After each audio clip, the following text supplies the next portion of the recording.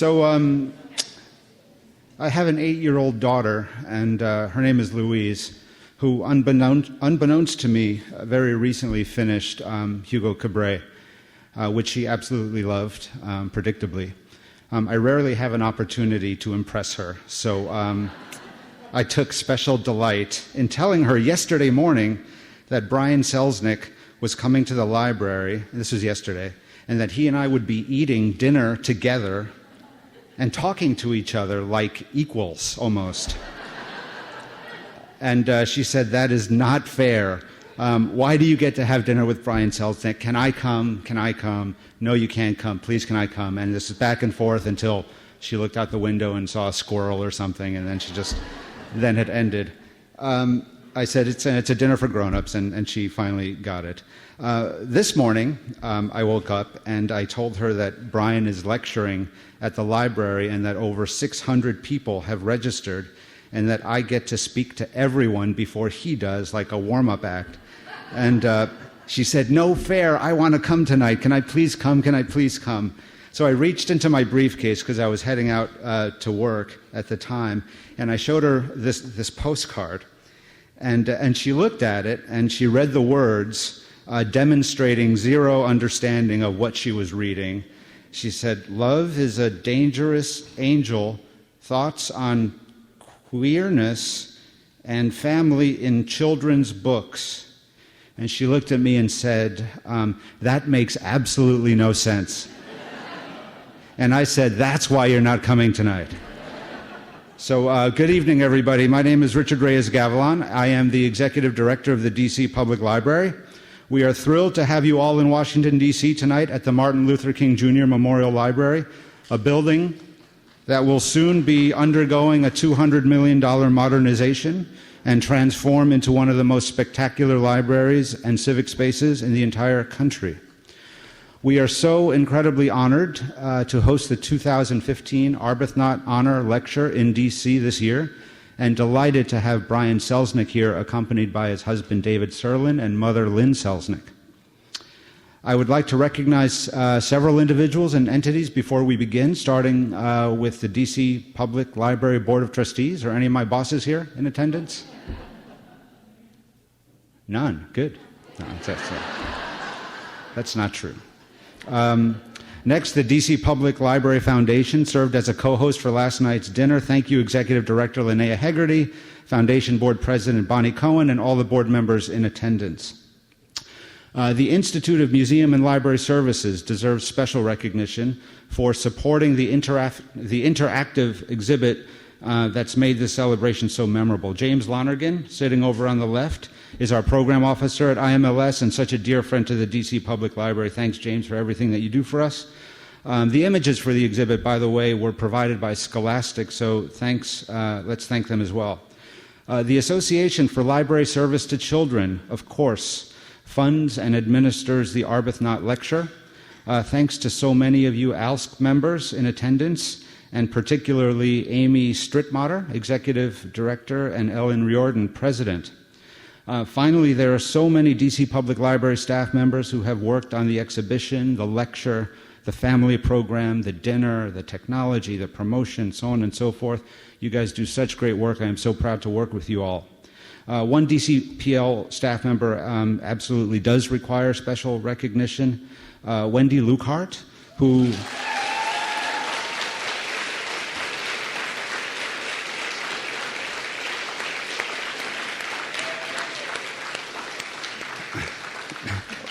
Wendy is our youth collections coordinator, and she's shepherded this entire experience from idea to application to implementation, and deserves a world of credit for all she's done to make tonight happen. So thanks again, Wendy. Ladies and gentlemen, please join me in welcoming Ellen Riordan, President of the Association for Library Service to Children. Thank you.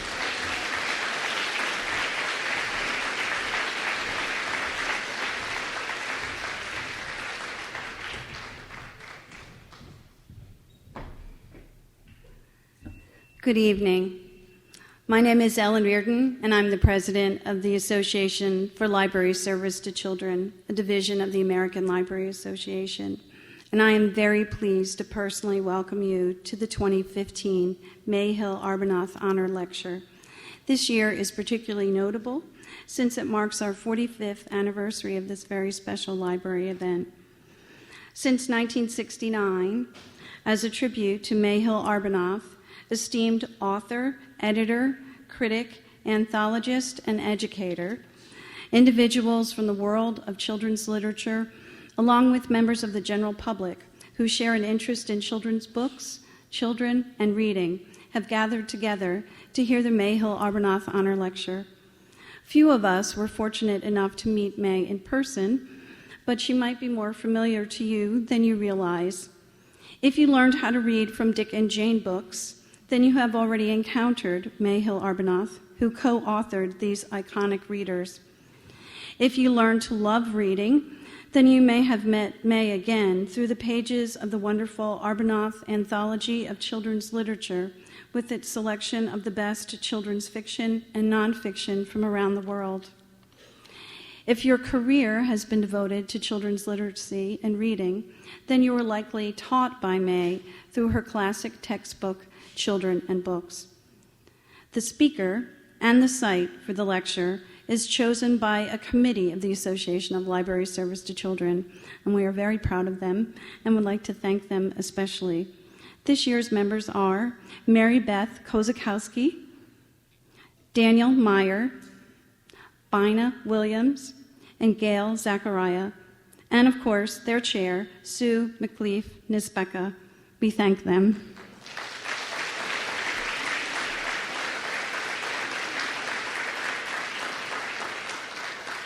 We would also like to thank Wendy Lucart and the DC Public Library Foundation and the fabulous DC Public Library staff for their gracious hosting of tonight's event.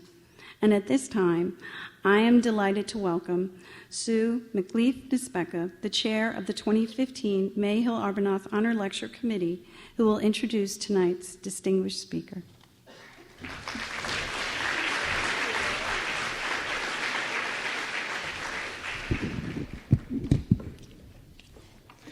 Good evening and welcome to the Mayhill Arbuthnot Honor Lecture, where we give tribute to Brian Selznick as the 46th presenter of this prestigious lecture.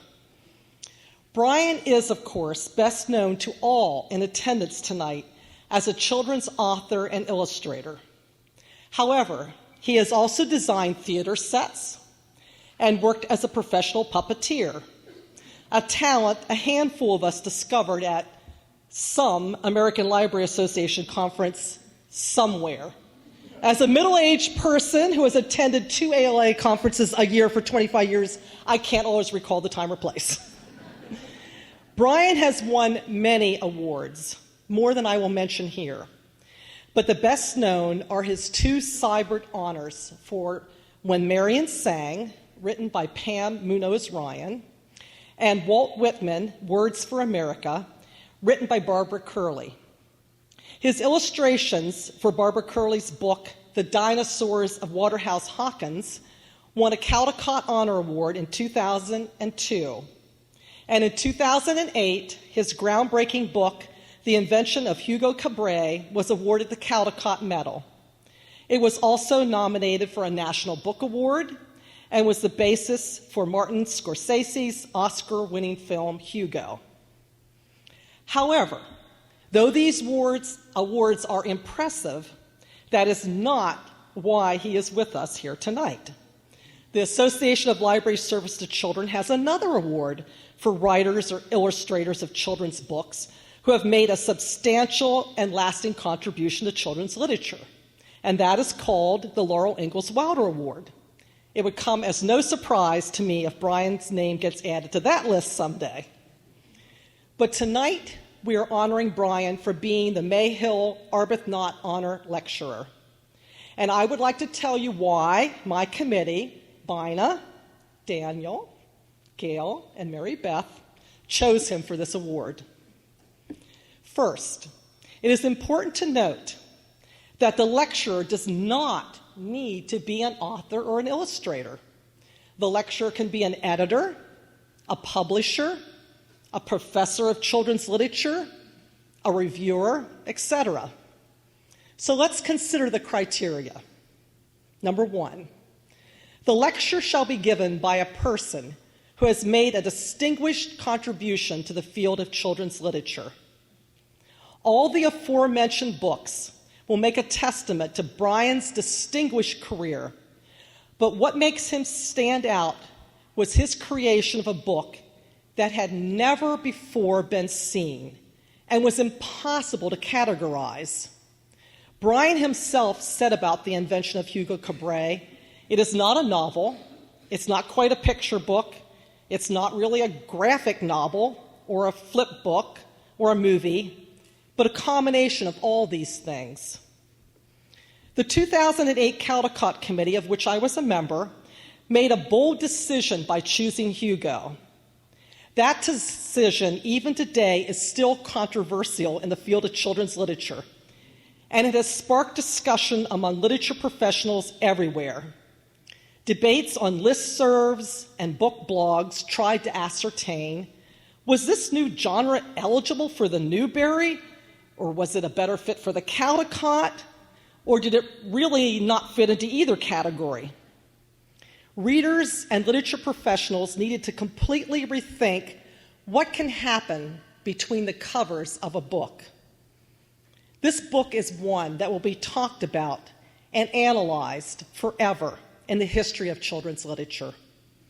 In all the works he creates, Brian researches extensively, he takes risk, and he invites all of us to share the ride.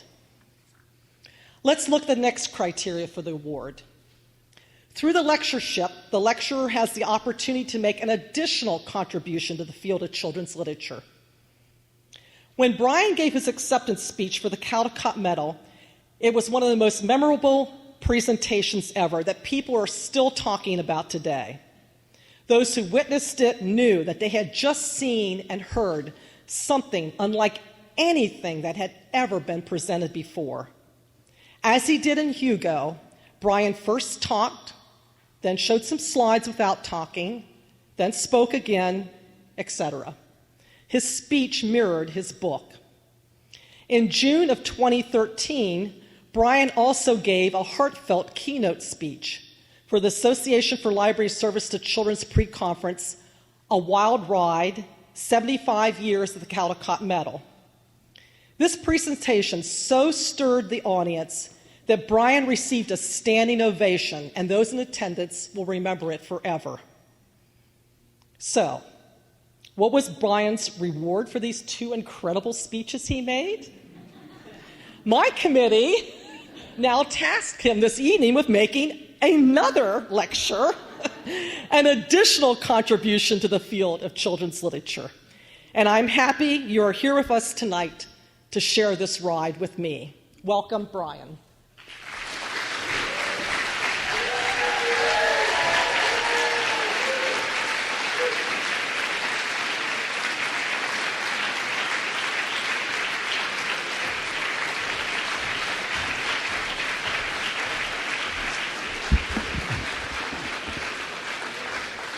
Hello, DC. Oh my gosh. I am so honored to be here tonight at the Martin Luther King Jr. Memorial Public Library. Thank you, Sue, and to everyone on the Arbuthnot Committee, Mary Beth Kozakowski, Daniel Meyer, Bina Williams, and Gail Zachariah, who gave me this award about 20 years too soon. But I'm incredibly humbled, and I have taken its meaning very seriously. Thank you to Richard Reyes-Gavilan and Ellen Reardon. Thank you to the DC Public Library Foundation Executive Director, Linnea Hegarty.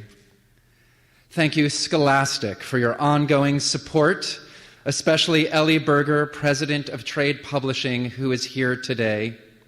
And I'd like to send a special thank you and hello to our beloved retired Director of Library and Educational Marketing at Scholastic, John Mason, who is here as well.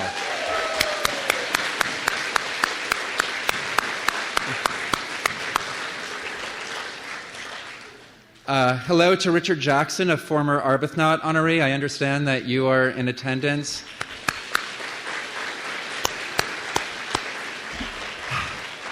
How did you get through this? Thank you to our fantastic current Director of Library and Educational Marketing, Lizette Serrano. My editor, Tracy Mack. Executive Director of Publicity, Charisse Mulatto. My friend, writer, and editor, David Levithan. And my husband, David Serlin, for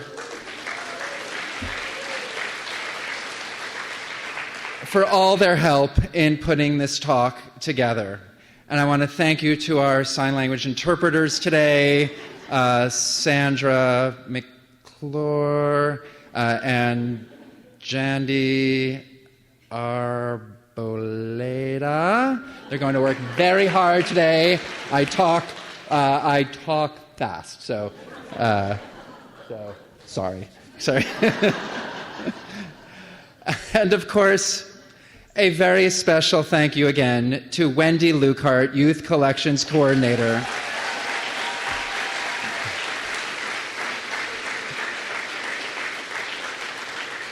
who had the crazy idea to bring me here to DC and then spearheaded the wonderful exhibition behind you and all of the events this weekend. You've been a wonderful friend, a great host, and I hope I don't disappoint you after all of this.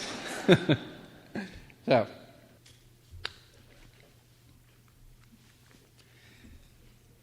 these are the opening words of Maurice Sendak's 2003 Arbuthnot lecture, which many of you may have attended. Mayhill Arbuthnot's pioneering textbook, Children and Books, was published in 1947. And although I never read the book or met the lady, since the early days of my career, I have always associated her name with a higher standard, a bright enlightenment, and a passionate, newly sophisticated view of childhood. So I am very grateful after 56 years for the entwining of our names. Maurice Sendak, as many of you may know, has long been my great hero, and he was a dear friend and mentor.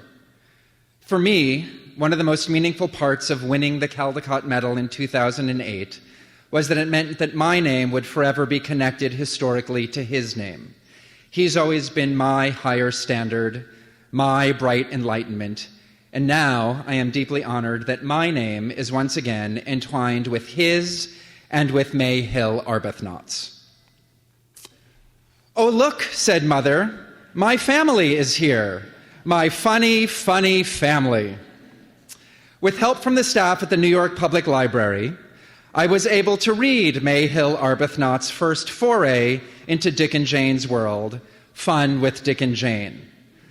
I was happy to discover that the first story she wrote about them, called Guess, ended with these lines, because I will also be talking about families today. Funny, funny families.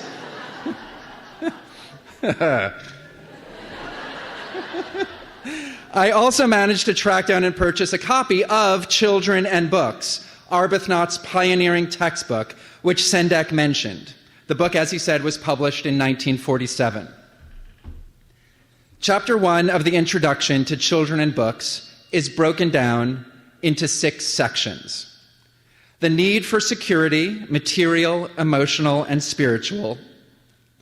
The need to belong, to be part of a group. The need to love and to be loved. The need to achieve, to do or be something worthy. The need to know, intellectual security. Play, the need for change. And the need for aesthetic satisfaction. I'll also be touching on some of these topics today. Let's start with the first one. The need for security, material, emotional, and spiritual. One of man's basic drives is to make himself safe, to hang on and endure, writes Arbuthnot in her introduction, to be snug and comfortable as life permits. The child's sense of security begins in his mother's and father's arms and extends gradually to include his regular routines, his family, everything that gives him a sense of comfort and well-being. I grew up in East Brunswick, New Jersey, the oldest of 3 kids. My dad was an accountant who dreamed of being an archaeologist, but his mother forced him into steadier work to support his young family. He promised himself that his own children would be able to do whatever they wanted, and my parents succeeded at keeping that promise. I wanted to be an artist from the time I was a kid. My sister wanted to teach kindergarten since she was in kindergarten. And my brother always wanted to be a brain surgeon from the time he was very small for some reason. We all became what we wanted to be with the support of our parents. We were very lucky. I discovered my interest in art early, and I was particularly lucky because the public schools in East Brunswick had a fantastic art program. I copied pictures by my favorite artist, Leonardo da Vinci, from books. And what were my other interests at the time? I liked reading, and I had a few favorite books, including Fortunately and Arm in Arm by Remy Charlip.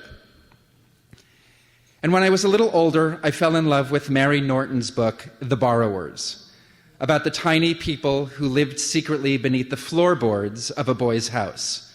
I basically thought this was a true story, and I made little furniture for them and left the items around my room as gifts so they wouldn't be afraid of me. I loved the magician Harry Houdini. I loved The Wizard of Oz. In 5th grade, I was in my first show, Joseph and the Amazing Technicolor Dreamcoat. And soon I discovered soundtrack albums and Broadway and found myself sitting up late at night crying as Betty Buckley hit that high note in memory from Cats. I loved Boy George and Culture Club. I also had a secret, which from the list of interests just provided probably isn't that hard to guess. In 6th grade, I had an autograph book with a page where you were supposed to fill in the names of the best-looking boys and girls. I don't remember who the girls might have been, but I do remember to this day the names Matthew Goodman and Ricky Popolo. By middle school, this had developed into a strange, formless secret. I tried my hardest to change my own mind, to convince myself that I liked girls. I thought I was alone. I didn't know that all the things I was interested in, the show tunes, the movies, the music, I didn't know that they were often signifiers. I didn't even know that Boy George was gay. I didn't know anyone was gay. I didn't know that Michelangelo or Walt Whitman or Oscar Wilde or my favorite artist, Leonardo da Vinci, was gay. I didn't know Maurice Sendak and Remy Charlip were both gay. One of my few memories of any representations of homosexuality in the culture when I was a kid in the 70s involved a story on the TV news program 60 Minutes. The story ended with a silhouetted image of 2 men walking hand in hand into the sunset. The TV was always on in our house, and in my memory, my mother turned around from the dinner table, saw the image of the 2 men, and went, ugh. My heart sank. I've always remembered this as something that made me feel very bad about myself. So I asked my mom about it recently, and she was shocked. To say that she has always been supportive of me and understanding would be an understatement. She's the most non-judgmental person I know. So this memory from my childhood always stood out as an aberration. I'm sure she'd have no memory of this. I was sure she'd have no memory of this, and she didn't. But she was especially shocked because she'd said she'd always been accepting of gay people. Even in the 70s, I said. My 2 closest friends in high school in the 50s were lesbians, she said. I had never heard this before.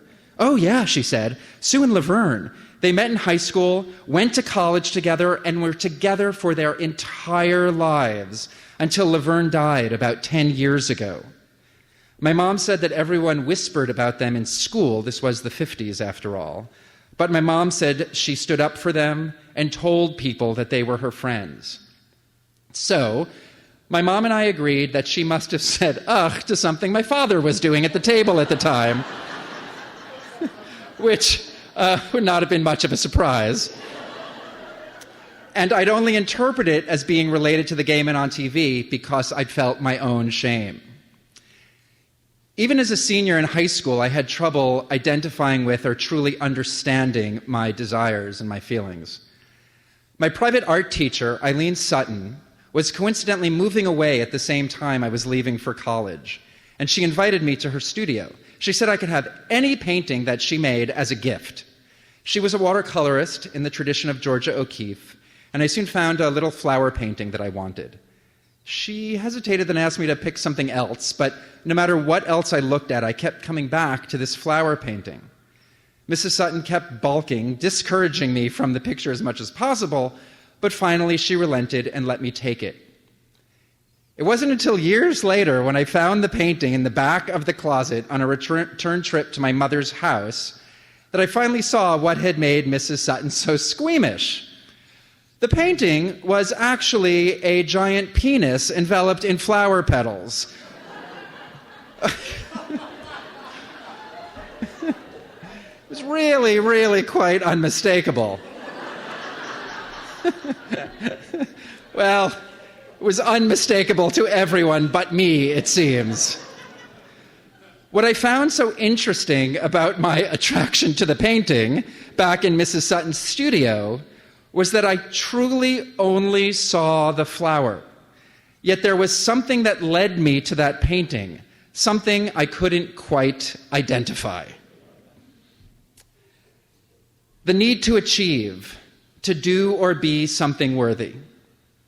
Arbuthnot writes, "Human beings must also have a sense of achievement, of being able to do or be something for which they are respected and loved." As I said, with my parents' encouragement, I was able to become a professional artist. My first book, The Houdini Box, was published in 1991 while I was still working at Eeyore's Books for Children on the Upper West Side. My boss, Steve Geck, now an editor at Sourcebooks, took me under his wing and really taught me what children's books could be. He and his then girlfriend, now wife, Diana Blau, helped me get my first book published and have been great friends ever since. That book ended up doing very well for a first book, and soon I left Eeyore's to work full-time as a writer and illustrator. My career chugged along slowly for several years until there was a major turnaround in my work, most significantly marked by Pam Munoz-Ryan's Amelia and Eleanor Go for a Ride. My editor, Tracy, told me she'd been thinking the book should look like a 1930s movie musical, and after a brilliant idea like that, the rest of the book was easy.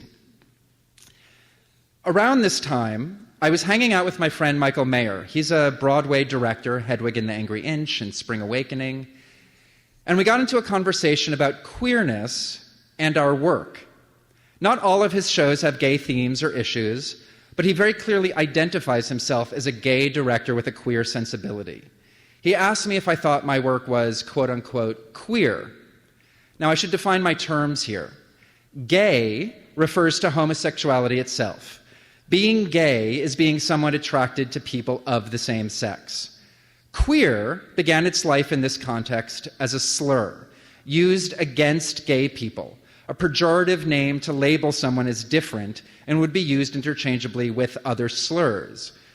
But over time, queer was appropriated by the very people it was used against to simultaneously take away the word sting while also embracing the ideas of otherness and being an outsider. These qualifications are seen as positive by many people, and over time, the use of the word queer came to mean any kind of questioning of mainstream society's received rules and wisdom. I'll be using the term in both of its senses, a word to describe a gay person and a word to describe a sense of otherness. You can think of it like this. You don't have to be gay to be queer, but it doesn't hurt. So, as I was saying, at the point Michael asked me about the queerness of my books, I still associated the word more with the idea of same-sex attraction, and none of my books had any explicitly or implicitly gay characters. Riding Freedom was about a cross-dressing woman, but she did it out of necessity, not out of identity. As far as we can tell from the historical record, no one in her life seemed to know she was a woman, though after she died, evidence was discovered indicating she may, at some point, have given birth to a stillborn baby, which means, of course, that someone knew she was a woman. I said no to Michael. None of my books were queer in any fashion. Michael nearly laughed in my face. Your very first book, The Houdini Box, he said, is about a lonely boy with no father whose one desire in the world is to escape from things he's locked inside of, like closets. And his mentor is an older man whom he idolizes. Sounds pretty queer to me. I remember bristling at this idea. I said, the reason Houdini still haunts our collective memory is because everyone has something they want to escape from. Poverty, loneliness, abuse, something. Houdini isn't an idol only to gay people. He's an idol to everyone. I think Michael shrugged his shoulders and said something like, okay, but why were you obsessed with him? Why is Victor, the boy in the story, obsessed? I couldn't get this conversation out of my mind afterwards. Was there something about my own queerness that unconsciously influenced my stories, my interests? These ideas floated around in the back of my mind for a long time. All the while, I was working on other books. I made 4 picture book biographies, culminating in a book about the poet Walt Whitman. The text, by Barbara Curley, didn't acknowledge Whitman's homosexuality any more than books about Whitman did from my own childhood. Rather, her focus was on his work as a nurse during the Civil War. I did try to queer the book as much as possible by emphasizing in the pictures Whitman's otherness, and his desire for men was evoked subtly, but there was a tension for me between the text and the art. I'm proud of the book we made, but it was probably the most difficult book I'd worked on to that point. And when I was done, I needed a rest. I ended up not working for nearly 6 months. I had come to a wall. I didn't want to do any more picture book biographies, yet I found myself being offered books mostly in a similar vein. I didn't know what else to do. It was during this time that I first met Maurice Sendak. He was even coincidentally reading Whitman for the first time when we met. Maurice and I spoke often on the phone, and I'd visit him in Connecticut. I told him of being stuck. He encouraged me to make the book I wanted to make. I worked on that book, the one that would become The Invention of Hugo Cabret, for about 2.5 years. But it wasn't until after the book was published that I found out what the story was actually about. A reader came up to me after a presentation in Pennsylvania and said they loved that the book was about how we create our own families. Hugo, as an orphan, had made a new family for himself, and this reader found that very moving. When I was writing the story, I had known I wanted Hugo to be safe and happy at the end of the book, but it hadn't occurred to me that this was what the entire thing I'd been writing was actually about. I began work on the next book, Wonderstruck, and I knew 2 things to start. That I would try to tell 2 different stories with the words and the pictures instead of one, like Hugo, and that somehow it would also be about creating our own families. This theme suddenly felt deeply central to who I was and how I imagined my own life. It's one of the centerpieces of a gay identity, as I came to understand, but it's something straight people do too. We grow up, we leave our parents' house, and we gather around us a new family of like-minded people, friends and lovers with whom we move into the future.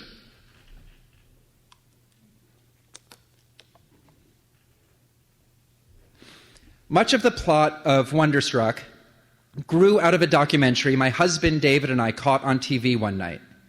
It was called Through Deaf Eyes, and it was about the history of deaf culture. In the documentary, there was a fascinating interview with a young deaf man. He, like most deaf people, had been born into a hearing family. His family tried to be helpful, but it wasn't until he got to college that he discovered other deaf people and found out that he was part of a long history of deafness, a history he didn't inherit from his parents. I thought to myself that this sounded strikingly like growing up gay in a straight family. Like the deaf young man, it was college, and then when I first moved to New York, where I finally found people like myself, and I discovered my history. That's when I learned about Michelangelo and Whitman and Wilde and Da Vinci. I was part of an astounding history, one that has changed the world again and again. But it wasn't an easy road, made even more complicated for me by the fact that the AIDS crisis began in the early 80s, just as I was beginning to understand my sexuality. As for the creation of Wonderstruck, I had never thought about the queerness of being deaf before. It informed the creation of that book about two deaf children, 50 years apart, searching for a place in the world. Later, after my book was published, I found out that the author Andrew Solomon had reached similar conclusions about growing up gay and growing up deaf, which he explored in depth in his astounding nonfiction title, Far from the Tree. He coined the phrase horizontal identities to talk about children who are profoundly different from their parents in some fashion. Most children follow in their parents' footsteps. Orthodox Jews raise their children to be Orthodox Jews. Married heterosexuals usually expect their children to grow up and be the same. But people with horizontal identities find their personal histories linked to others outside of their immediate genetic line or cultural heritage. Of course, gay people don't have to tell anyone they're gay. It can be kept a secret, and the more time that passes, the harder it can become to tell. My own coming out to my parents was very difficult for me. I finally found the courage to come out to them when I was in my mid-20s. As expected, my mom was great from the beginning, telling me she'd always suspected I was gay, but she loved me no matter what. My dad was slightly tougher to get through to. He was silent for a long time, and then he said, "I guess you want me to say something. Well, I love you, but I want you to promise me 3 things. Uh-oh. What? 1, I don't want you to flaunt it. What does that even mean? I don't want you acting gay. Have I been acting gay? 2, I don't want anyone else to know. That sort of goes against the point of what I'm doing here. I'm going to tell the rest of the family and our friends will know too. I don't want anyone from work to know. Why not? What are you ashamed of? 3, I don't want you bringing anyone home. Well, this wasn't difficult at the time as I wasn't seeing anyone. But my sister was on the verge of getting engaged. So I said, if Holly and Ed get married and I'm dating someone, then I can't bring them to the wedding? Absolutely not. I don't know if that'll really be your choice. Then I won't go. Did I mention my dad was Grover? Sorry if I forgot. I was still single when Holly and Ed did get married, so it wasn't much of an issue. But within the next few years, my brother had met the girl he was going to marry, and I'd met David, the guy I knew I'd be with for the rest of my life, and we got married last September after 18 years together, but that's another story. My dad liked David right away, and we knew that David was going to come to my brother's wedding without my dad causing a fuss. But a few weeks before the event, my dad relayed a message for us. David and I were not allowed to touch each other at my brother's wedding. And if we didn't agree to this, then he wasn't going to go. Seems he was having a small case of gay panic, when he thought about his partners from work seeing me and David dancing together. To make a long story short, we agreed. But I told my father that one day he is going to apologize to me and David for asking us to do this reprehensible thing. And within a few weeks after the wedding, after what I can only describe as an intervention on the part of the rest of my family, he'd apologized, and it was clear that by the time he died 11 years ago, he'd come a very long way to fully accepting David and I as a couple who were just as legitimate as Holly and Ed, and Lee and his wife Sue. The need to belong, to be part of a group. Mayhill Arbuthnot wrote, "With our growing consciences of the true functioning of democracy and our new sense of one world, stories of minority groups or of individual members of such groups becoming loved and respected are increasingly prominent. The plight of loyal Japanese families suddenly transported to wartime camps during World War II is described in The Moved Outers by Florence Crannell. Their problems of readjustment were very hard, and the reader suffers with them. Several books have presented sympathetic pictures of Negro children making their adjustments today. Children reading these stories are bound to have their insight into group problems increased." You'll notice that this seems to keep the identity of the reader Arbuthnot has in mind firmly outside of these minority groups. I think the subtext here is that white children reading about non-white children will be helped to understand these minorities better. It's sort of like Arbuthnot is imagining that her dear young friends, Dick and Jane, those paragons of heterosexual, blonde, white normalcy, who my father probably grew up with, will learn empathy for those different from themselves, which is a fine goal. But it's also important for the minority children to see themselves represented, to be reflected back in a positive manner from the culture they are also a part of. Because there were no books I knew of with gay people when I was young, there was no chance for me to see myself reflected back. As I've said, to learn that I was not alone. Children tend to accept the world around them as the way it is. The world we grow up inside of seems to be the only possible one. For instance, my dad was a Republican, and I grew up unaware that there were actually other political parties. I usually don't like to admit this, but the first time I voted for Ronald Reagan in 1984. Of course, I don't think I was aware anyone else was running. My political awakening happened in college, when I fell in with a group of friends who'd all been raised very liberal in New York City.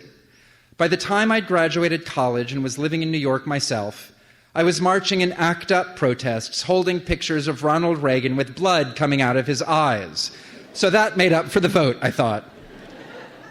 I can't claim to have been an activist in the 90s, despite those protest marches and the few ACT UP meetings I attended. But I was there, and I remember what it was like to see dying young men walking slowly down the street, and knowing that the government was letting people die, and that those most affected had to fight the hardest for recognition and help.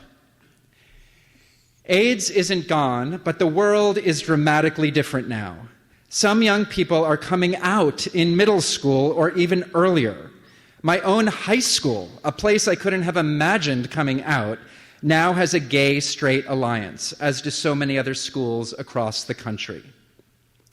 Thinking now about the books I've made and Michael's question about their queerness, I can see that so many of them do have queerness or otherness as a theme, like Hugo, Wonderstruck, and Writing Freedom, and some actually touch on homosexuality without addressing it directly, like Walt Whitman, Words for America, and even Amelia and Eleanor Go for a Ride. Eleanor had a girlfriend named Lorena Hickok, whose picture I placed on the dresser as she prepares for the evening, but again, it's not directly discussed.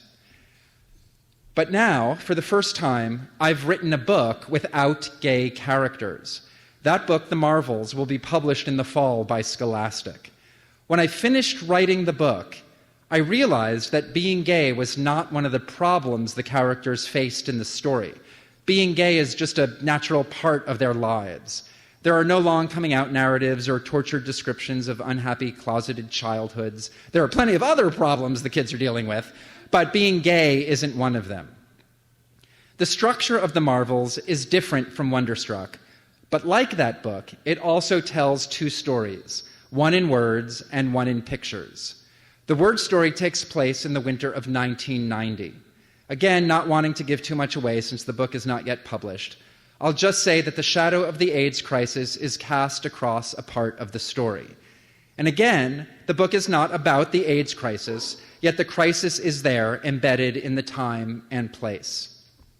One of my struggles during the writing of the book was whether or not I should use the word AIDS in the story, because the word is so loaded, so powerful. Using it felt like setting off a stick of dynamite. What was important for the plot, the real concern for my main character, was that someone was dying. Plot-wise, it didn't really matter what he was dying from. But I realized that it would be dishonest to not say AIDS, because without the word, young people today would have no way of knowing what it was. Gay history is almost never taught in schools. There are young gay men in their 20s who have never heard of ACT UP, which I mentioned earlier. And for any of you who might find yourselves unsure what ACT UP is, it's the AIDS Coalition to Unleash Power. It was founded by the playwright Larry Kramer and others in 1987 and was instrumental in demanding that the government better handle the vast health crisis facing the gay community and getting drugs developed quickly to fight AIDS. My husband, David, was a member, so feel free to ask him about it, and please do further research.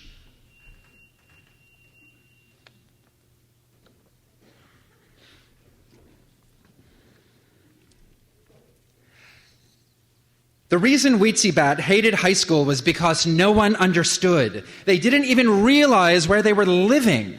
They didn't care that Maryland's prints were practically in their backyard at Grauman's, that you could buy tomahawks and plastic palm tree wallets at farmers market, and the wildest, cheapest cheese and bean and hot dog and pastrami burritos at Okie Dogs, that the waitresses wore skates at the Jetson-style Tiny Nailers, that there was a fountain that turned tropical soda pop colors, and a canyon where Jim Morrison and Houdini used to live, and all-night potato knishes at Cantor's. And not too far away was Venice, with columns and canals even, like the real Venice, but maybe even cooler because of the surfers. There was no one who cared until Dirk. This is the beginning of Weetzie Bat, the groundbreaking young adult novel by Francesca Lia Block. It was published in 1989 at the height of the AIDS crisis, and it became a touchstone for generations of young readers and writers. I loved the gay characters in the book who existed very matter-of-factly. "What were you going to tell me?" Weetzie asked. "I'm gay," Dirk said. "Who, what, when, where, how?" "Well, not how," Weetzie said. "It doesn't matter one bit, honey, honey," she said, giving him a hug. Dirk took a swig of his drink. "But you know I'll always love you best and think you're a beautiful, sexy girl," he said. "Now we can duck hunt together," Weetzie said, taking his hand. A few months ago, after I finished writing and illustrating The Marvels and had begun to think about writing this lecture, I decided to reread Weetzie Bat for the first time since 1990. The book really is a little wonder, a punk explosion of joy and sadness, a fairy tale quest for love in a landscape filled with dreams, bubbling and dying all at the same time. It's fluorescent and romantic and fun and scary. She met a toothy blonde surf duck who she learned later was sleeping with everyone. She met an alcoholic art duck with a ponytail who talked constantly about his girlfriend who had died. Dirk saw him at an all-boy party kissing all the boys. Dirk didn't do much better at the parties or bars. "I just want to meet my secret agent lover man," Weetzie said to Dirk. "Love is a dangerous angel," Dirk said. But what struck me most in rereading it was how clearly the book was about love in the time of AIDS. The specter of the epidemic was everywhere in the book, casting its deadly shadow across the landscape. Yet AIDS is never mentioned. Friends die, and love can kill, but the word AIDS itself is never spoken. This was especially intriguing to me in light of the struggle I had deciding to say the word in the Marvels. But AIDS didn't need to be named here because it was everywhere at the time the book was written. Every person reading the book of any age would have understood what was going on, what the fears the characters felt was caused by. Dirk, while hunting for ducks, their term for looking for boyfriends, finds a duck actually named Duck. Dirk and Duck, two beautiful boys, fall in love, and soon one of Duck's friends dies. Duck panics. He runs away, but Dirk tracks him down. "How did you find me?" Duck asked as Dirk led him out of the stud. "I don't know," Dirk said. "I've been so afraid," said Duck. "I've been to all the bars just watching and getting wasted, and I know people are dying everywhere. How can anyone love anyone?" I wondered what today's teens would make of this. I wonder if, cut off from the context of its time period, these discussions of love and death and fear would read as merely symbolic, the natural fear that comes with the idea of falling in love for a teenager or anyone. And this made me wonder even more if any of the early reviews talked about the fact that AIDS is never mentioned. So I started doing some research. The only review I could find that even referenced the epidemic was the Kirkus review from 1989 that says a character's friend dies of what, quote, must be AIDS. The celebratory New York Times review by Betsy Hearn doesn't mention anything about diseases. But I found, archived online, along with the review, a single letter to the editor from 1989, titled, "Is Weetzie Bat a Good Role Model?" To the editor, Betsy Hearn, in her review of Weetzie Bat, Francesca Lia Bloch's punk young adult fairy tale, glosses over some very inappropriate scenes, referring to a, quote, ingeniously lyrical narrative and a, quote, story with sensual characters. The book is recommended for ages 12 and up. Is Weetzie Bat a good role model? Scarcely, since in so many respects, friendship and sexuality are quite distorted. In Ms. Hearn's review, the inappropriateness of the story for 12-year-olds isn't even hinted at. Instead, we are led to believe we will be purchasing a whimsical romp. This book is not a lyrical fantasy, but a glorification of pathological neurotics. The author, a librarian named Barbara Nosanchuk from Ithaca, New York, goes on to say a few more rather unkind things about the book, making it clear that she thinks there are other more suitable books for young children. I began to notice that Ms. Nosanchuk's letter was quoted very often in articles and essays about Weetzie Bat. She seemed to have become the voice of everyone who was against the book, and that, by extension, seemed to indicate she was the voice of everyone against progress and queerness and open-mindedness. I eventually came across an essay written by Francesca Lia Bloch herself, who stated, "An irate New York librarian, Barbara Nosanchuk, responded to a positive review of Weetzie Bat in the New York Times with a letter condemning the book as a glorification of pathological neurotics." Once I saw that even Francesca Lia Bloch was quoting the letter, I began thinking more about Barbara Nosanchuk. So I started Googling her.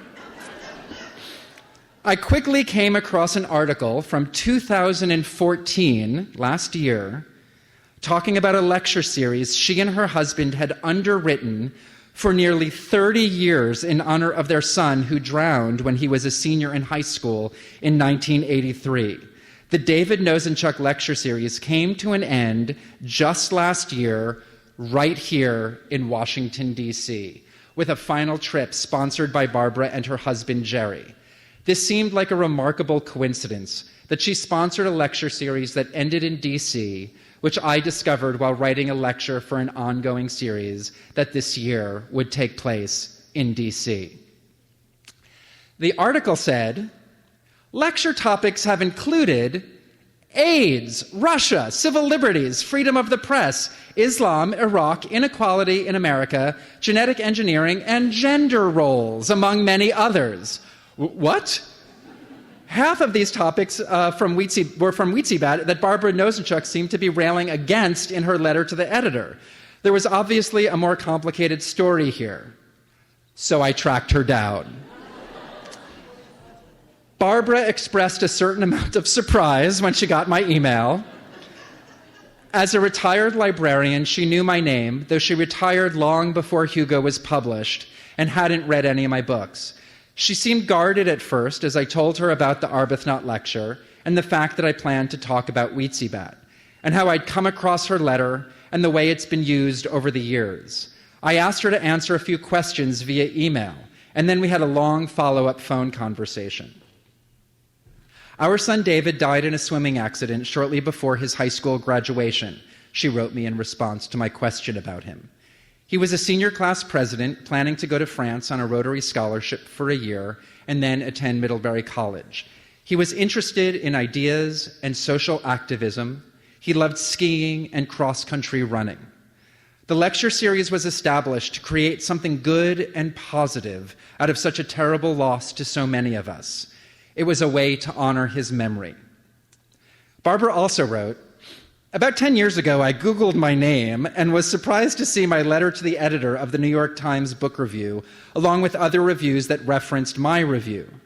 There may be no book that receives even 90% approval, so I thought that the characterization of me by Francesca Lia Bloch as irate was excessive. As a librarian, choosing books for a collection is fun. One needs to complement the curriculum as well as find books for leisure reading. But here is where she got to the heart of the matter. When I read Weetzie in 1989, I was mostly struck by Weetzie's immaturity and lack of responsible sex. I am a strong believer in the goals of Planned Parenthood and safe sex. In 1989 and now too, teen pregnancy is an important societal problem. In our follow-up conversation, Barbara talked about how ironic it is to be a liberal who has been identified as conservative because of that letter. She spoke admiringly of Dirk and Duck and their positive portrayal of a gay couple. She was not gay-bashing when she used the phrase pathological neurotics. She said she was mostly referencing the adults in the book, like Weetzie's parents, who obviously still love each other, yet can't stand to be near one another. It's fine for 14 and up, she said, but the review talked about it for sixth graders. That's what she had the real problem with. The essay where Francesca Lia Bloch mentions Barbara Nosenchuk is called Punk Pixies in the Canyon. It was written in 1992 for the Los Angeles Times. Maybe my form of pop magic realism, where there are genies and witches as well as real-life love and loss, she wrote, makes my books especially appealing to teenagers or to those of us who still identify with that time of life. In the effort to conquer our fear, we may thrust ourselves alone into a smaller version of that world, a violent concert, a threatening sexual encounter, a riot, and feel that having survived, we are more in control of our destiny. Or we may choose to make a family with our friends and face fear together through communication and art. How could you not love this person? So now, of course, I had to call Francesca Lia Bloch. She and I had a beautiful conversation on the phone, which was followed up via email, and I was thrilled to tell her how much her books meant to me. I've since read almost all the books in the Weetzie cycle. And I told her I was hoping to discuss Weetzie in my lecture. I asked her about the choice not to use the word AIDS, and this is what she had to say.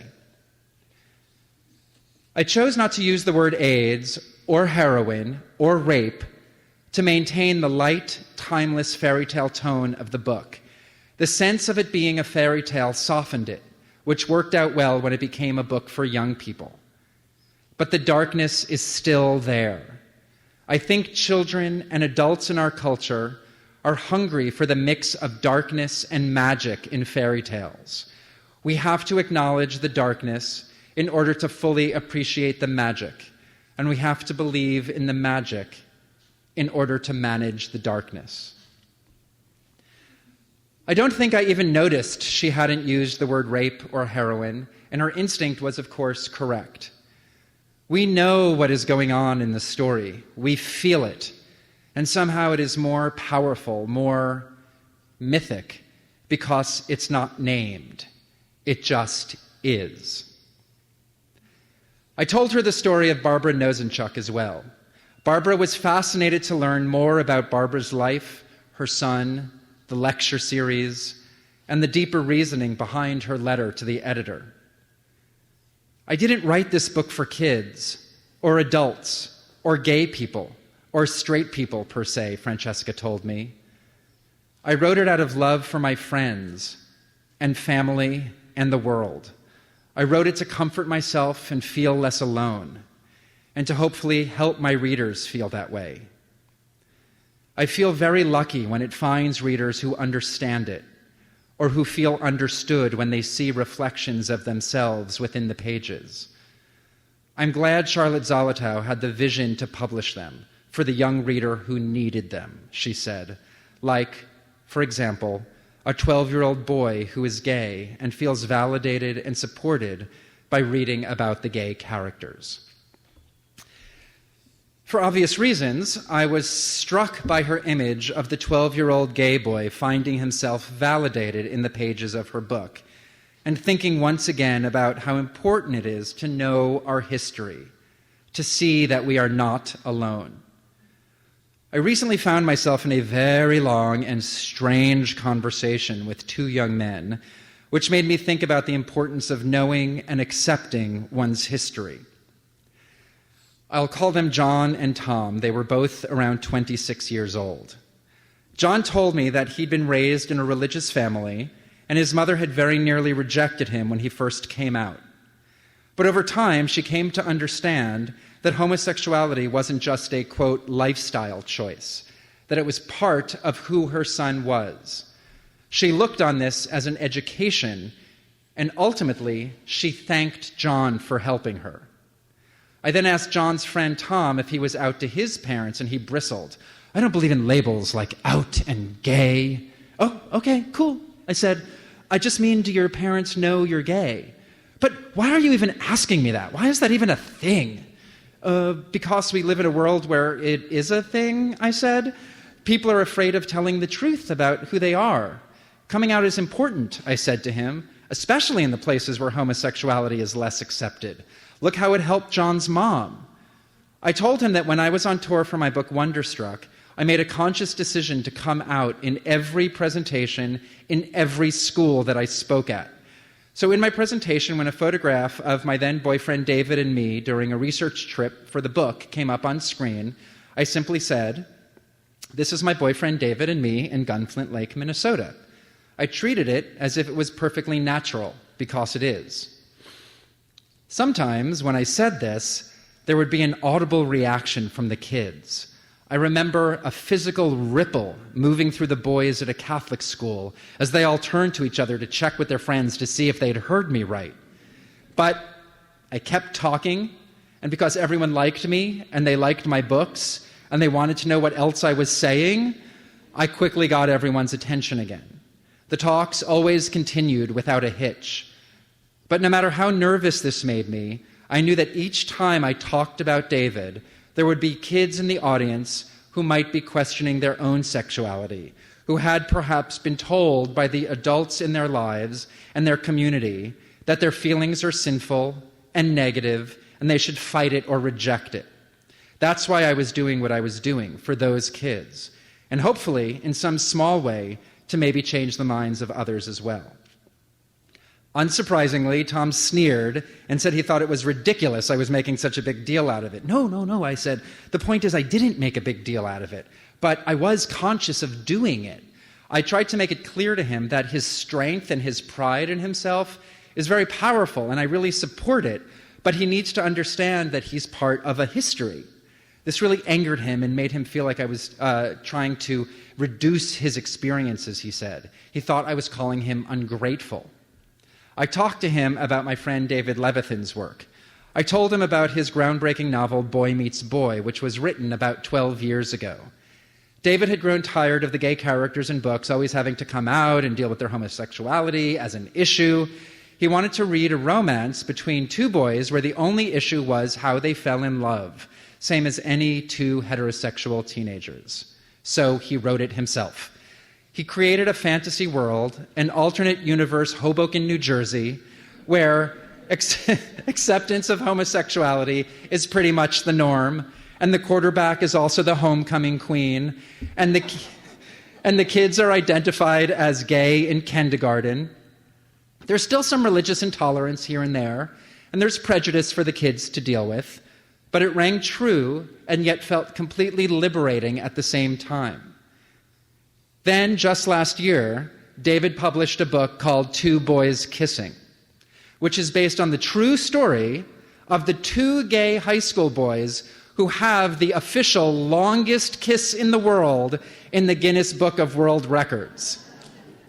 Two Boys Kissing is a fictional version of the story, but these boys exist, and their families and their communities exist, where they were able to fall in love and break up and find support and kiss for 32 hours. In a way, it's as if the fantasy world posited in Boy Meets Boy came true. But David's most genius move was the narration of the story in Two Boys Kissing. It's narrated by a collective voice, a first-person plural that is very rarely employed in books. In David's book, the collective voice that narrates the story is the generation of gay men who died of AIDS. To them, these two boys, with their love and their acceptance and their record-breaking kiss, are nothing short of miracles. It's a heartbreaking and radical conceit, and it works. And you, I said to Tom, are those boys. You are what everyone's been fighting for. But he didn't listen. The conversation ran in circles for almost an hour and a half, and he seemed only to grow more frustrated. Finally, I told him I had to leave, but before I did, I grabbed his hand. I said, "Listen, I like you very much. I think you should be very proud of your strength and your security and who you are." And then I transformed into full Deborah Carr from Tea and Sympathy. "But in the future," I said, "when you think about this conversation, and you will, I hope that you realize I was trying to make you stronger by giving you a history. Having a history doesn't take away anything from you. It gives you scaffolding. It builds you up." Tom stared at me out of the corner of his eye as if he was dubious, but he said, "Okay." And we managed to say goodbye. It wasn't until I'd taken a long subway ride all the way back to my house that I finally figured out what had been going on. Tom wasn't out to his parents. They didn't know he was gay. That was the reason he bristled so deeply when I asked him if he was out. And it was why he felt like he had to reject any idea of queerness or labels. By refusing to see himself by a label as something with an identifiable name and history, then he had nothing to tell his parents about. He said his parents supported him, but I think what was left unsaid was the implication that if he was out, they might not support him. They had some connection to a religious background from what he told me, which might have explained it, and Tom said he was religious too. I felt slightly more prepared to talk to him about religion because just a few weeks before I'd had this conversation, I'd finished reading the Bible.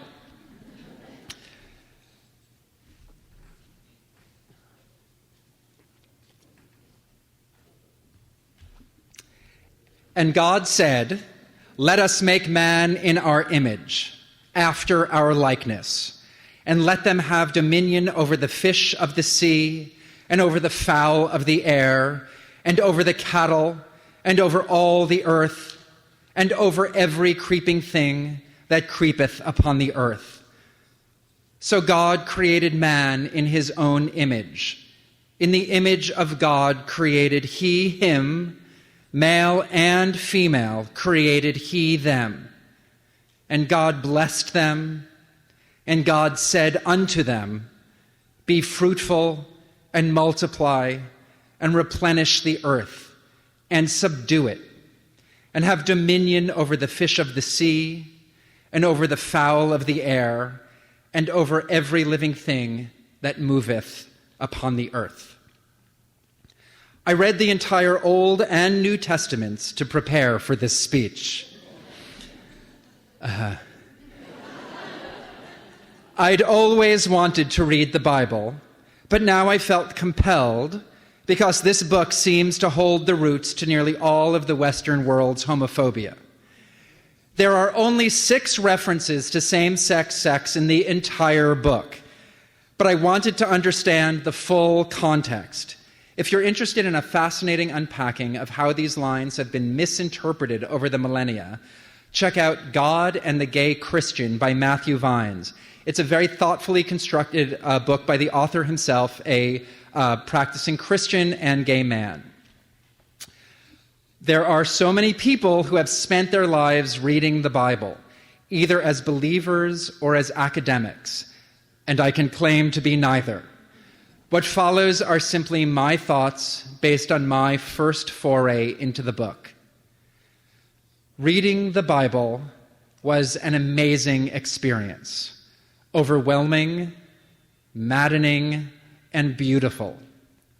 The book was filled with revelations for me, and not just the revelations of Revelations, which were really intense. I could give a whole other lecture on my thoughts regarding the Bible. Do most people even know that there are 3 entirely different creation stories? The one I just read comes first, then it's followed directly by the one we're more familiar with, where Adam is created to be the keeper of the Garden of Eden. Then the animals are created to try to help him, until finally God performs the world's first operation, and he puts Adam to sleep, takes his rib, and makes Eve his subordinate. Of course, just a few pages earlier, man and woman had already been created after the animals, by the way, but they were equal in the part I read you. But then in the New Testament, there's yet another version. And in a way, this one is the most simple and the most beautiful of all. It's John 1:1. "In the beginning was the Word, and the Word was with God, and the Word was God." It all starts with a word. So what is God now? God is how we tell stories. And stories are how we poor humans try to understand the world. The Bible is not just the origin story for mankind, whether you believe it is holy or whether you believe it was written by men and collected over centuries, but it's where stories themselves are rooted for us in the Western tradition. There are many people who say they take the Bible literally, but how do you make sense of the contradictory stories, the different creation myths, the world that begins in the second version with 2 human beings, Adam and Eve, whose only surviving child heads off into a world where he discovers a community of people to live with and marry into? Where did they come from? Were there other Adams and Eves all over the world? I don't hear anyone suggesting that might be the case. Anyway, I think it's clear that no one today can actually live according to the Bible without making a large number of choices regarding what they will and will not do and what they do and do not believe. And it's those choices that define who we are and what groups we identify with. But if we step back slightly and read the Bible as a collection of stories about what it means to be human, about how we struggle to survive, then so much of it begins to really make sense. At least this was the experience I had. For me, the Bible turned out to be a ravishing book about failure. And by that I mean almost everyone in the Bible fails to live up to God's demands. People try and fail to live according to the rules that have been set up. My friend James Lacine, an actor, writer, director, and the founder of the Trevor Project, the leading national organization focused on suicide prevention efforts among lesbian, gay, bisexual, transgender, questioning, and other queer youth, talked to me about his feelings regarding the Bible. He was the one who recommended God and the Gay Christian to me. He grew up Roman Catholic and is now a practicing Buddhist. He said that it basically breaks down like this. The God of the Old Testament is outside of us, and the God of the New Testament is inside of us. That is the foundational shift between the two books. He says, I think that what is most striking to me is the fact that as a child, I was never much interested in the old Bible stories because they seemed to me so heteronormative. Nowhere did I find a reflection of a life and love I knew existed in my young heart. In those days, no one was talking about homosexuality or how the Bible was against it. But they didn't need to. Exclusion said it all. For me, the Bible, especially the Old Testament, was all about the binary of man and woman, and I wasn't so much interested in that. I was, however, totally into Jesus and the New Testament, because it is essentially about love. And that I understood to my core. I grabbed hold of its message and ran with it. I understood, even without being able to articulate it, that love would deliver me into the life I knew was waiting for me. And in a miraculous way, it has delivered me, because here I am. The stories in the Bible and ideas of God have been used for many beautiful things and have helped many people, but they've also been used to justify an endless amount of hatred and violence. This is from the brief filed in the case of Loving v. Virginia. In June 1958, two residents of Virginia, Mildred Jeter, a Negro woman, and Richard Loving, a white man, were married in the District of Columbia pursuant to its laws. Shortly after their marriage, the Lovings returned to Virginia and established their marital abode in Caroline County. At the October term 1958 of the Circuit Court of Caroline County, a grand jury issued an indictment charging the Lovings with violating Virginia's ban on interracial marriages. On January 6, 1959, the Lovings pleaded guilty to the charge and were sentenced to 1 year in jail. However, the trial judge suspended the sentence for a period of 25 years on the condition that the Lovings leave the state and not return to Virginia together for 25 years. He stated in an opinion that, quote, Almighty God created the races white, black, yellow, Malay, and red, and he placed them on separate continents. And but for the interference with his arrangement, there would be no cause for such marriage. The fact that he separated the races shows that he did not intend for the races to mix. This law fell, and soon it seems the laws against gay marriage will too. As we speak tonight, the Supreme Court, just a few blocks from here, is arguing the case, and history stands to be made again. People say they don't believe you can change the definition of marriage. But the definition of marriage has done nothing but change over the course of the millennia of human existence. From one man owning many wives, to one man owning one wife, to one man and one woman of the same race being seen as equal partners under the law, to one man and one woman of any race being equal partners, to two people being equal partners. Now, the question is, who gets to decide what a family is? The answer is simple. Families will decide what families are. No family will get to tell another family that they are not a family. We are all funny, funny families, as Mayhill Arbuthnot wrote. I mentioned earlier that one of my favorite books as a kid was Mary Norton's The Borrowers, about the tiny people living under the floorboards of a boy's house. My friend James Lacine, he of the Trevor Project, it turns out read the book as a child also. How essential those books were to me as a little gay, he said. I'd forgotten how deeply I was enmeshed in that fantasy way back when. And the fact that we were both living in that little sub-Rosa world must mean something in terms of gay family history. I loved the idea that this book was a part of my gay family history with James. I loved that I had a gay family history. The great fear for the borrowers is being seen. They hide away in the shadows, secure in the knowledge that the bigger world is there to provide them with what they need to survive.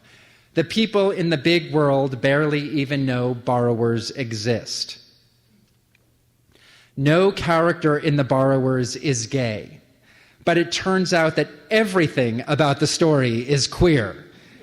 And besides, do you remember what ultimately happens to the borrowers? Do they stay hidden? If you recall the names of the sequels, they end up afield, afloat, aloft, and avenged. Sure, God didn't make Adam and Steve, but he didn't need to. We came later, quite naturally, on our own. Homophobic people say that gay people recruit. We don't recruit. We don't need to. We come back again and again through heterosexuals who are delivering to the world a great gift, one that was hidden for a long time, one that is targeted and often hated, one that is sometimes the victim of violence and discrimination, but one that can't be extinguished. And guess what we're doing now? We're raising families with kids, lots of kids. But we're not raising them to be gay. We're raising them to be themselves. Yes, some of our children will grow up to be gay, but we are raising a lot of kids who will grow up to be straight. And we're teaching them all that no matter who they love, it's okay. It's a lesson some heterosexual parents have a harder time learning. We look for ourselves in the world around us. Our role models are often our mothers and fathers, our siblings, our extended family of aunts, uncles, cousins, friends. But our role models are also the characters in the books we read, the people we see on TV, the stories we hear about in the newspapers. The playwright and actress Dale Orlander Smith, in her new play Forever, describes a trip to Paris's most famous cemetery to visit the idols of her life, where she sums it up this way. All of us have come to be with the people here in Père Lachaise who, beyond our parents, helped us give birth to ourselves. The need to love and to be loved. This was another one of the categories Mayhill Arbuthnot identified in her textbook on children's literature. She understood the deep role that love plays in a child's life and in the life of the adult the child will grow up to be. This, after all, is what everything comes down to. We want to love and to be loved, and this is what makes sense of everything else. In the beginning was the Word. The end is a mystery. And in between, there's love. Thank you very much.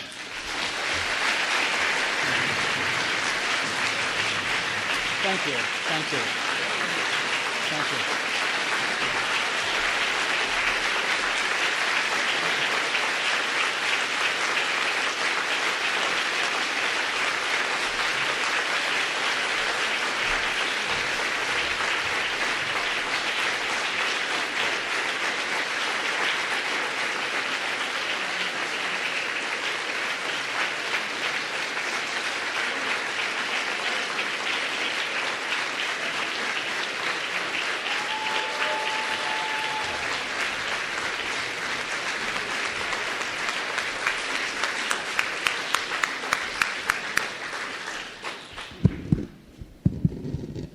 Well, we can only imagine how May Hill would react. Were she to have had the privilege of hearing Brian's moving and provocative talk, I like to think she would be a little challenged and also gladdened by the progress we have made in publishing. She would certainly have to ponder much as she approached the next book she wrote or read, as we do. Now, at the risk of breaking the spell, I am tasked with housekeeping messages. Lucky me. For the next 10 minutes or so, we are going to clear the chairs from the back of the hall so we can more easily move about. Then Brian will start to sign your books. We are also going to turn the lights on where we will be having the food, so bear with us while we do that. But then you will be able to proceed into the back room here for some refreshments, courtesy of our DC Public Library Foundation. So you'll have a chance to do that, to peruse the Selznick exhibit, to buy some books from Politics and Prose. The elevators in the rear corner will take you to the restrooms. The letter on your signing ticket will help you gauge your relative place in the signing line. It's alphabetical, of course. I hope you are having a fabulous evening. If you want to come back for more fun, Brian will be here tomorrow at 2 o'clock in a program for families. Really, all ages are welcome. On behalf of the DC Public Library and the DC Public Library Foundation and Scholastic, thank you for being part of this celebration.